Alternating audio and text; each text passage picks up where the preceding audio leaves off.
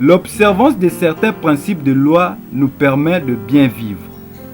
C'est pourquoi, dans le cadre de notre magazine Le Savoir, aujourd'hui, nous vous proposons l'extrait de la conférence débat organisée par l'Association des journalistes des droits de l'homme sur le principe de la présomption d'innocence.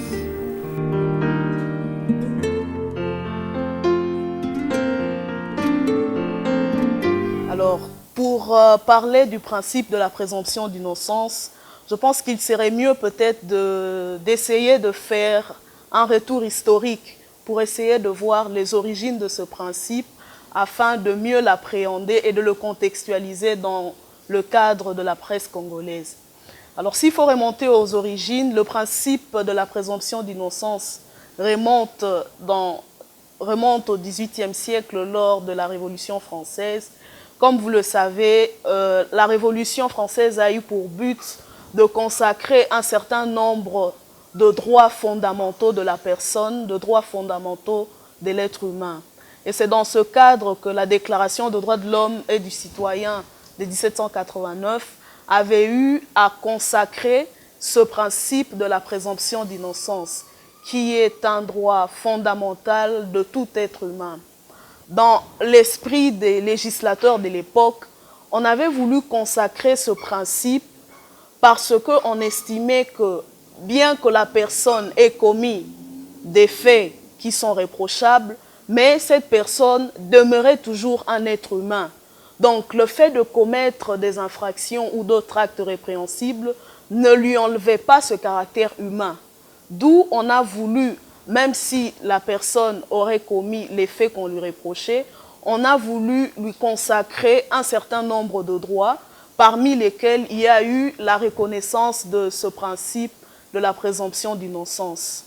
Alors, un peu plus tard, ce principe a été repris par d'autres textes juridiques qui sont venus lui donner encore plus de force, plus de vigueur. Il s'agit notamment pour le cas, nous pouvons citer l'article 11 de la Déclaration universelle des droits de l'homme, ainsi que l'article 6, alinéa 2 de la Convention européenne pour la sauvegarde des droits de l'homme, ainsi que l'article 14 du Pacte international relatif aux droits civils et politiques.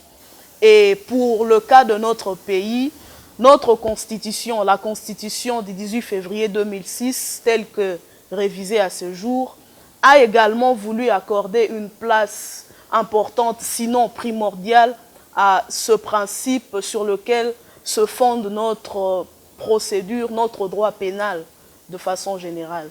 Alors, la Constitution, en son article 17, a voulu également consacrer ce principe de la présomption d'innocence. Donc, dans notre pays, au-delà des différents textes juridiques internationaux que nous avons évoqués, la présomption d'innocence trouve également une base, une assise dans notre pays, et notamment dans la loi mère, si on peut le dire, du pays, qui est la Constitution. Donc, c'est un principe consacré, même si dans la pratique, nous voyons que la plupart des textes de loi n'ont pas une application effective, mais nous devons, à ce niveau, à ce moment de la réflexion, essayer de garder en tête que le principe de la présomption d'innocence, c'est un principe qui se trouve être constitutionnellement consacré dans notre pays. En fait, la présomption d'innocence comme telle est tout d'abord un droit fondamental, comme nous l'avons dit, et c'est également un principe juridique important. La présomption d'innocence postule à ce que toute personne qui est accusée d'avoir commis de faits répréhensibles puisse être considérée comme innocente du moment où sa culpabilité n'a pas encore été établie par l'autorité compétente qui est le juge ou la juridiction compétente pour être un peu plus large. Alors, nous voyons que ce principe ne reconnaît le droit de condamner une personne qu'à la juridiction compétente ou à la personne autorisée que le juge. En dehors de cette personne, aucune autre n'est capable de condamner une personne ou de montrer sur la scène publique sa culpabilité, même si les faits qui lui sont reprochés sont aussi avérés qu'on peut le croire, mais la seule personne qui est habilitée à établir la culpabilité d'une personne, c'est le juge et la juridiction compétente. Alors, parlant de la mise en œuvre effective de ce principe est observé tout au long de la procédure, aussi bien pénale que civile. Donc, la première personne qui est tenue d'observer ce principe de la présomption d'innocence, c'est tout d'abord le juge ou ses auxiliaires, ses substituts que sont notamment les officiers de police judiciaire ainsi que les officiers du ministère public. Ils sont tenus d'observer ce principe de la présomption d'innocence. En cela, ce principe a des conséquences, ou si, pour mieux dire, des effets, produit des effets tout au long de la procédure ou de la pratique pénale. Comme premier effet, le principe de la présomption d'innocence veut à ce que la personne qui est accusée d'avoir commis un fait répréhensible doit être gardée libre. C'est le premier effet qu'on peut dégager dans ce principe de la présomption d'innocence. C'est-à-dire, même si la personne, ça d'ailleurs c'est un point, je me rappelle, nous avons eu des échanges un peu assez vifs avec mon professeur à l'époque, le ministre Luzolo Bambilesa.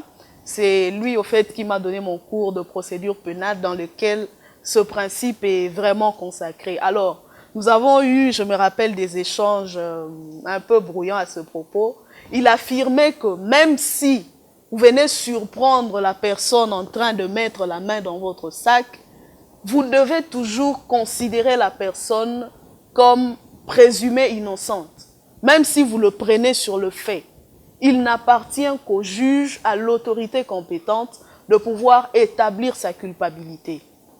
Donc, à ce niveau, nous voyons que le principe de la présomption d'innocence est assez ancré, assez consacré dans le droit pénal congolais.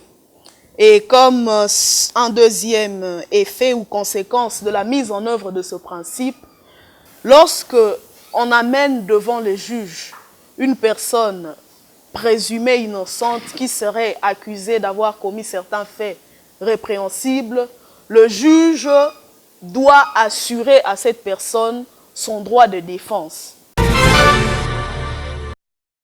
C'est-à-dire que la personne qui est amenée devant le juge doit disposer de toutes les voies de droit afin de pouvoir se défendre. Et à cet effet, au niveau du Conseil de l'ordre, au niveau du barreau, il y a des avocats qui sont commis d'office à la défense de certaines personnes. C'est justement pour arriver à préserver ce principe de la présomption d'innocence qu'on donne à la personne accusée d'avoir commis des faits des moyens procéduraux pour pouvoir se défendre et peut-être arriver à établir son innocence devant l'autorité compétente qui est le juge.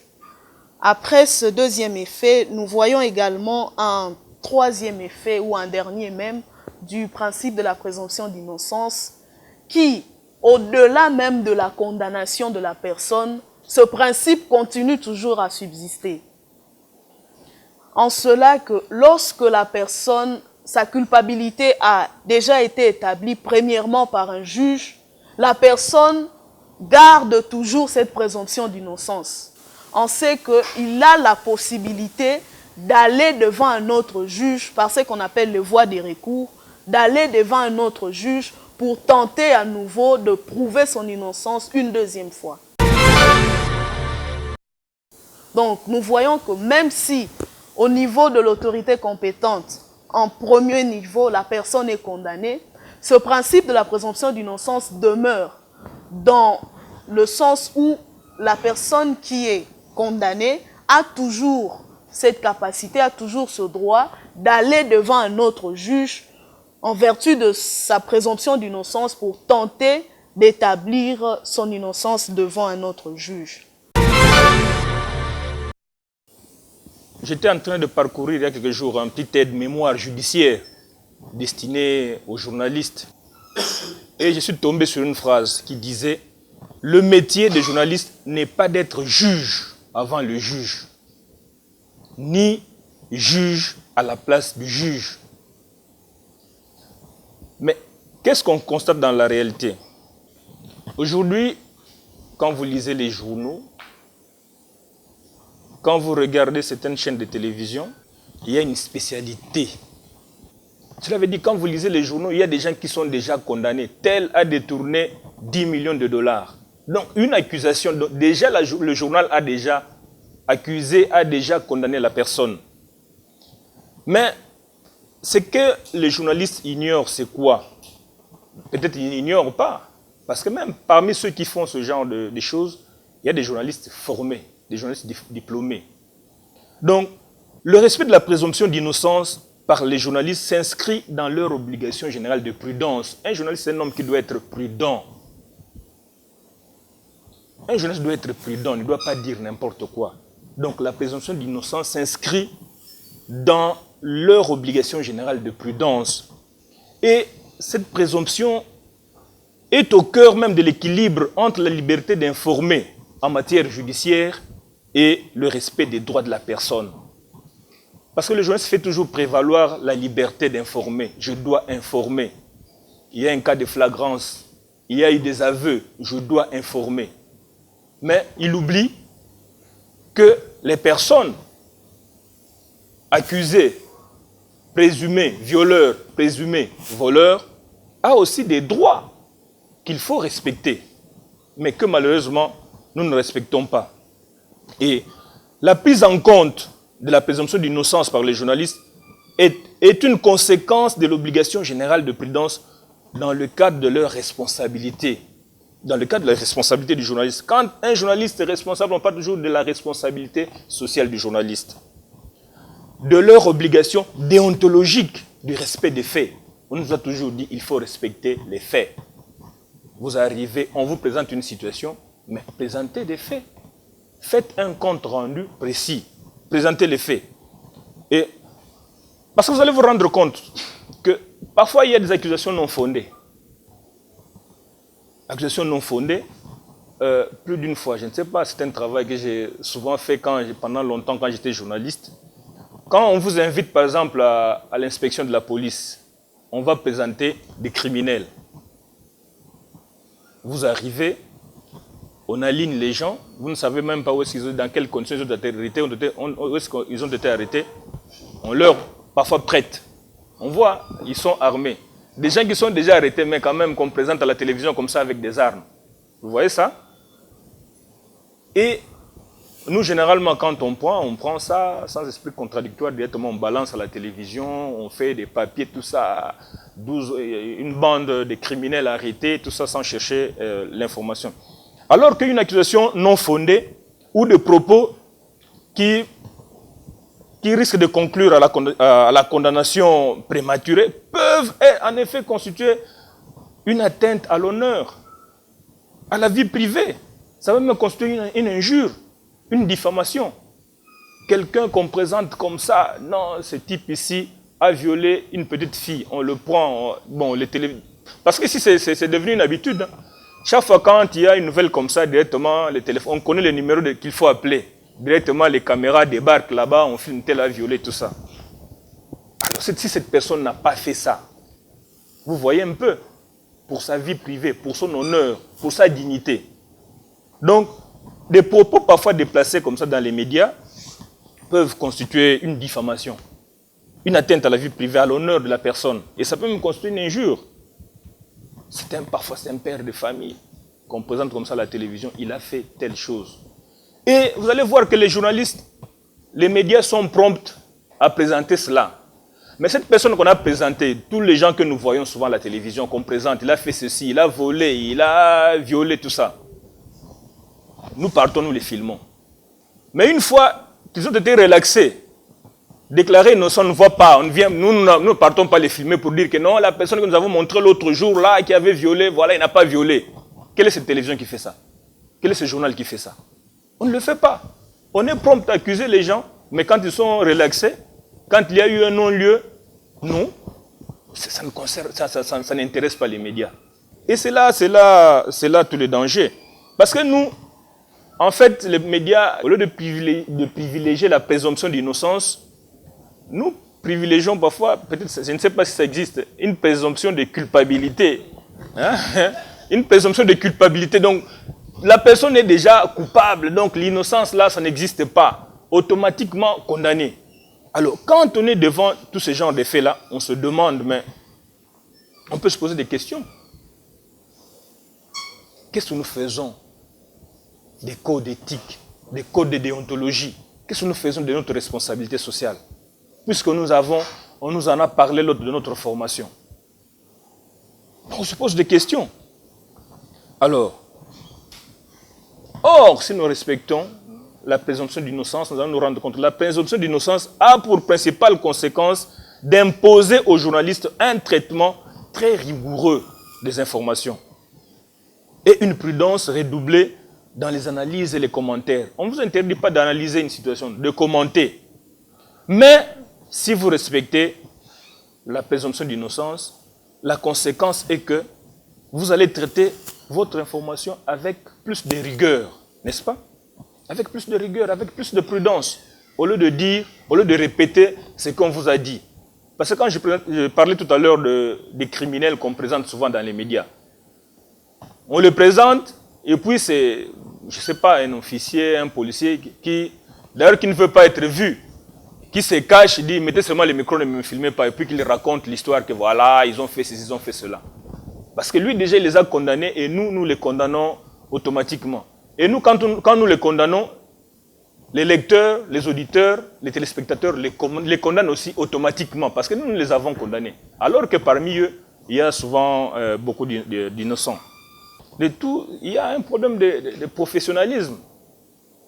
Il y a un problème de professionnalisme. Je ne sais pas si il y a quelqu'un qui a déjà fait un travail d'enquête pour voir un peu tous ceux qui travaillent dans les médias là, qui est journaliste professionnel et qui ne l'est pas.